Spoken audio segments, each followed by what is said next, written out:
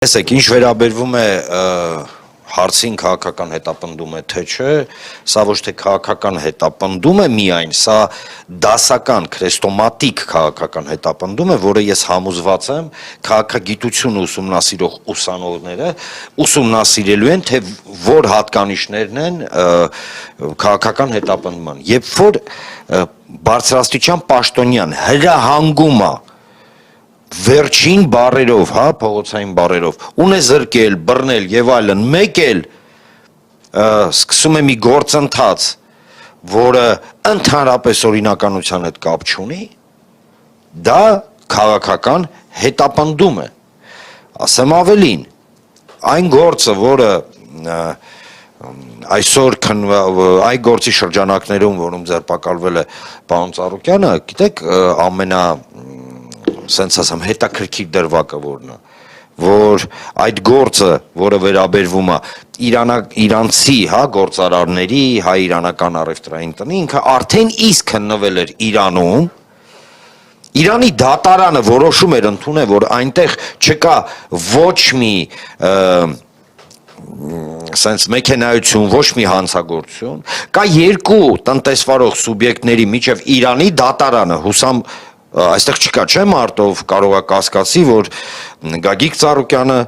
ճնշում է գործադրել Իրանի կառավարության վրա իշխանությունների, որ իրենք տենց որոշում ընդունեն։ Չէ, չկա, չէ, համոզված եմ։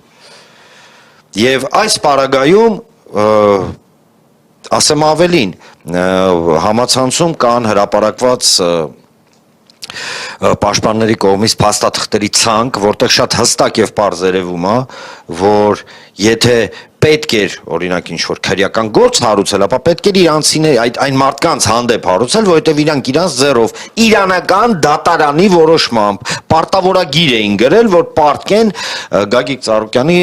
հա, սեփականության մեջ գտնվող հիմնարկին։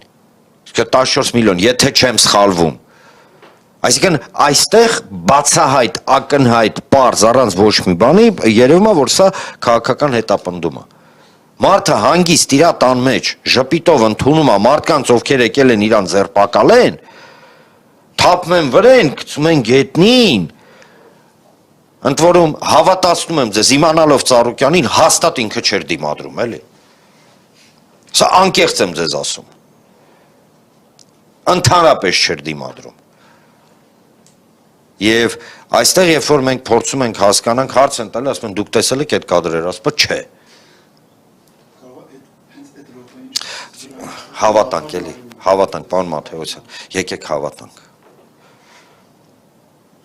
Այսինքն մենք գտնվում ենք մի իրավիճակում, երբ որ նույնիսկ,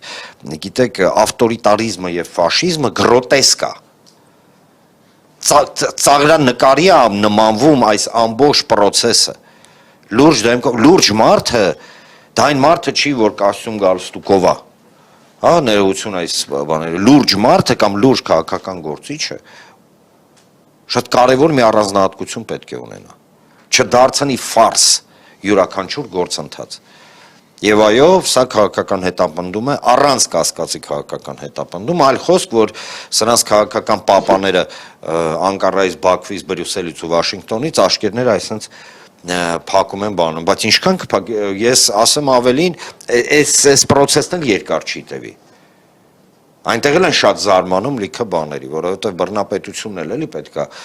կամ բռնապետական կարգերն էլ պետքա որոշակի գործընթացներ այնպես գեներացնեն, որ պայմանական ֆորմալ առումով գոնե, հա, ինչ որ մի բան երևա։ Եվ թույլ տվեք օգտագործելով, հա, առիթը եւս մեկ անգամ հիշել Արմենին, ցավոք այդ գրոտեսկը, այդ հա աննորմալությունը հանգեցնում է նրան, որ մենք կորցնում ենք մեր ընկերներին, Արմենի մասին եմ ուզում էլի ասեմ, Աստված հոգիդ լուսավորի Միխայելիչ ջան։ Իսկ պարոն Ծառուկյանի մասով, այո, հաստատում ենք քաղաքական հետապնդումը, այո, հաստատում ենք դատարկ փուչ գործը, այո, հաստատում ենք, որ մենք մեր սկզբունքները, մեր